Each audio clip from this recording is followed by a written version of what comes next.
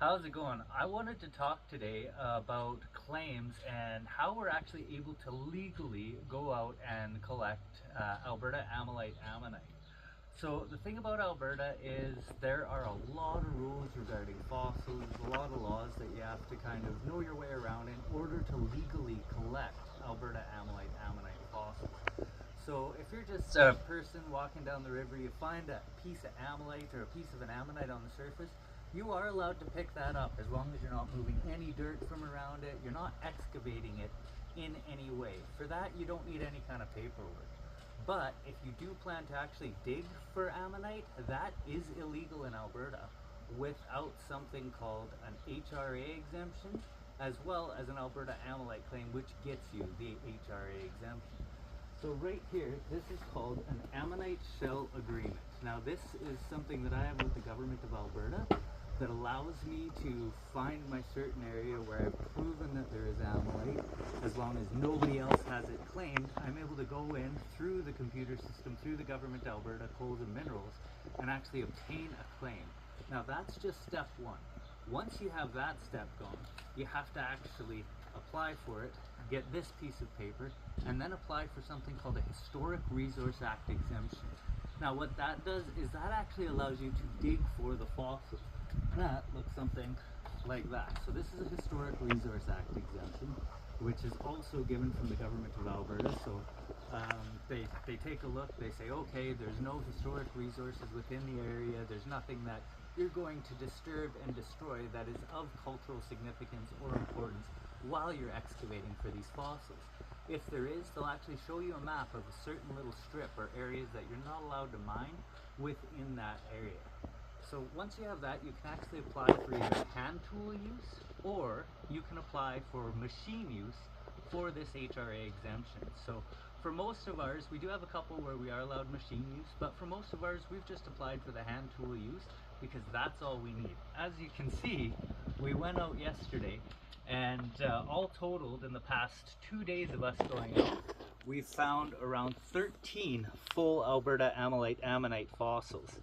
Now, once we have these fossils, they're still not ours. So all of these still belong to the government of Alberta.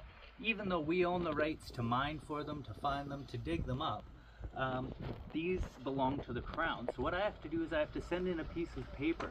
And what that is called application for disposition. So that means the government is disposing of the property and saying, okay, you have legally collected these, we've seen them, we know there's nothing of scientific importance going on with any of these fossils, so sometimes even if there's cool ones with mosasaur bites, they'll still allow you to have them, but other ones they want to do the research on. There's a lot of science that, can be figured out from these fossils, so what they'll do is they'll say, okay, you keep all of these ones, we're going to retain this piece because we think there's something scientifically important about that fossil.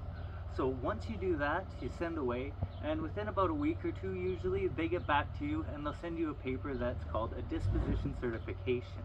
So once you have that disposition paper, you're actually now allowed to work on the fossils. So up until that point, you can't legally alter them, change them, you're not allowed to sand them or polish them without that disposition paperwork. Once you have that, you can go in, start removing the shale, start showing some of the color, getting to the gemstones and all of those sorts of things. Now, the one exception to that rule is if you're a member of one of the local First Nations. So the local First Nations have their own separate laws that surround Alberta Ammonite. Now they go and they have to get permits from their band, and they're legally able to surface mine and collect them on the reservation lands. Now, if you're not from that First Nations, you are not allowed to go over there and collect those fossils. That is their right. Those are their rights to go harvest and collect those fossils. But you can purchase the fossils from the legally permitted miners. So they'll go out, they'll find something really cool, they'll give you a phone call, be like, I've got this amazing fossil, here's my permit number from the band, would you like to buy it? And then they'll go and buy, sell, and trade fossils that way as well. So that's about the only exception to it. But if you're out there and you're actually digging up fossils without an HRA exemption, without a claim and without a permit, that is illegal. You're not allowed to do that. You can actually be charged for it, and there is some pretty hefty charges in Alberta. We have some pretty strict laws. Now, another cool thing is, in the process of looking for these, sometimes we will find different fossils. So in Alberta, you're allowed to actually obtain and request disposition on things such as clams, lobsters, any sort of invertebrate or trace fossil. You can apply for disposition. Now again, if the museum thinks, wow, this is something scientifically important, they're able to retain that fossil. But you are able to essentially own those fossils as well, as long as you have that piece of paper that says, hey, this is mine now, I've got the disposition. If you don't want to get a disposition on them, you're actually allowed to keep them at your house. It's best to give the museum a quick shout and be like, hey, look, I found something really cool. But you're allowed to hold them as a custodian. They're not allowed to leave the province of Alberta. You can't buy, sell, trade them, or do anything. You're not allowed to work on them. And this includes vertebrate material as well. You know, you find a tooth laying on the ground, you pick that up. You want to still send pictures to the museum in case it's something really important, but you're actually allowed to have that. You just can't remove it from the province, you can't sell it, you can't trade it. The exception also is with First Nations members. Now, they have different rules because their land isn't considered Crown land, that is a completely separate government entity. So they have a few different laws and rules and regulations that they have to follow when they find a vertebrate fossil or something of that nature.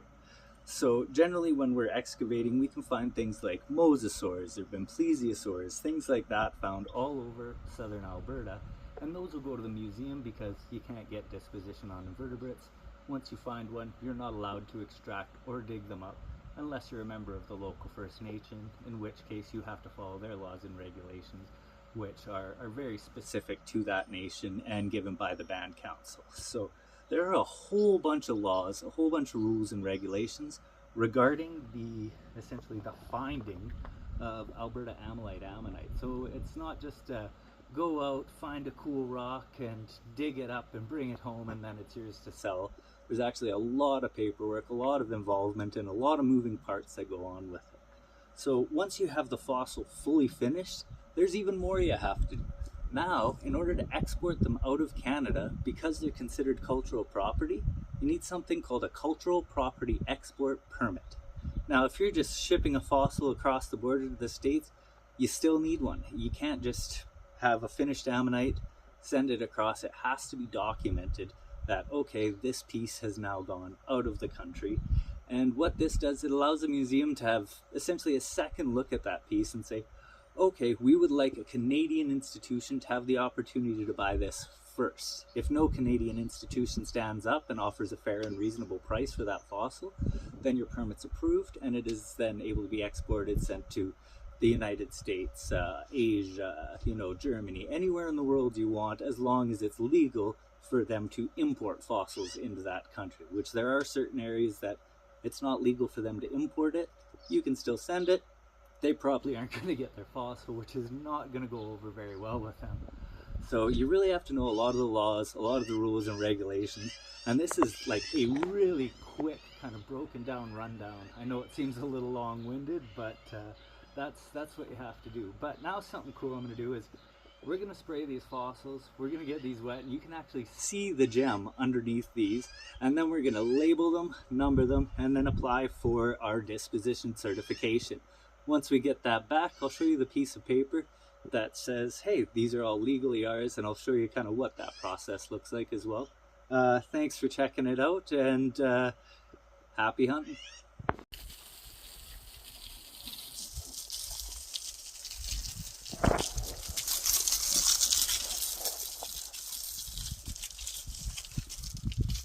Alright, so now that we've got them all sprayed, I can actually show you what some of the color on these looks like. So if you look here, this is a piece that was found right in the very lowest layer of one of our claims. So it's got this gorgeous surface coloration on it, and underneath it you can see this bright green.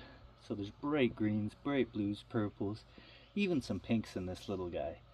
Now, a lot of these will come off when we're finishing them, but this is actually the color that this fossil will probably wind up being once we have the disposition and we're able to actually legally work on them. So you can see here, these big guys are called red blazers. So those ones will be massive fossils covered in red gem that flashes green. Sometimes you get something called a fancy blazer, which will have a really, really pretty bright green pattern and splotches all around the red. Now if you look at this one from multiple angles, if you're looking straight down on it, it's a bright red, and as you lower your angle, it actually turns to tones of green, which is really unique. So those guys are blazers. Now something like this, these are getting more towards our blue zone fossils. So if you look in here, this gem is absolutely phenomenal. So in the blue zone, the gem is a lot thicker, and the colors range from, you know, red to green to purple to sometimes even pink. And now pink is the rarest of colors, purple being the most sought after, which is the second rarest of the colors. So we've got these guys here. And these are, again, all fossils that we found on the claim just the other day. So we're extremely lucky to have gone through that process and to be able to mine these ourselves. So once we've gone through all of that, all the processes, we're able to finish the fossils. So we've done a lot of the work on them. This is what the end product looks like.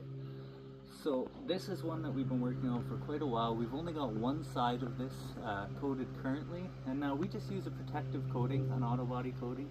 It keeps it from oxidizing, protects the surface, protects the gem from any kind of way. But yeah, so this is what the end product looks like of an Alberta Ammonite, one of the rarest, most amazing gemstones in the world. That's about everything I have for now. I hope you enjoyed the video, and if you have any questions, feel free to comment down below, and we'll get back to you and hopefully answer any questions you might have.